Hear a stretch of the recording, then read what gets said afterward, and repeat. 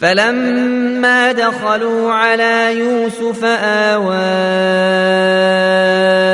إليه أبويه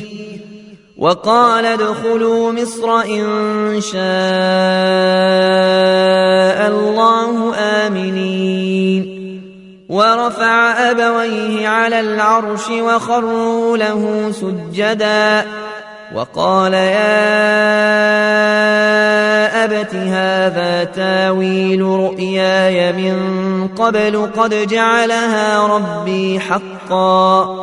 وقد أحسن بي إذا أخرجني من السجن وجاء بكم من البدو من بعد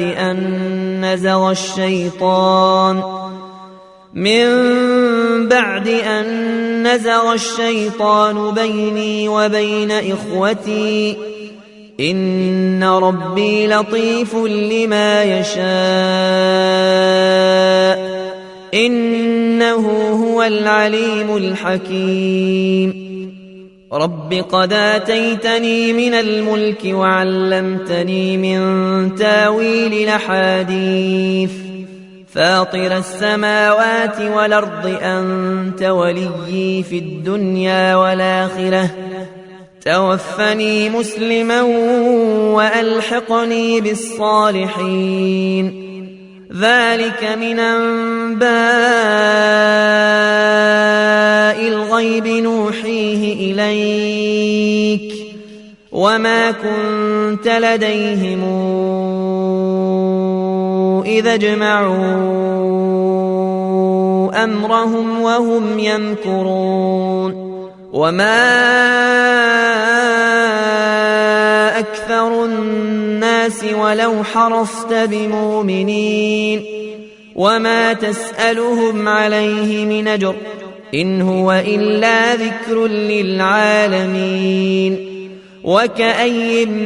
من آية في السماوات والأرض يمرون عليها وهم عنها معرضون وما يؤمن أكثرهم بالله إلا وهم مشركون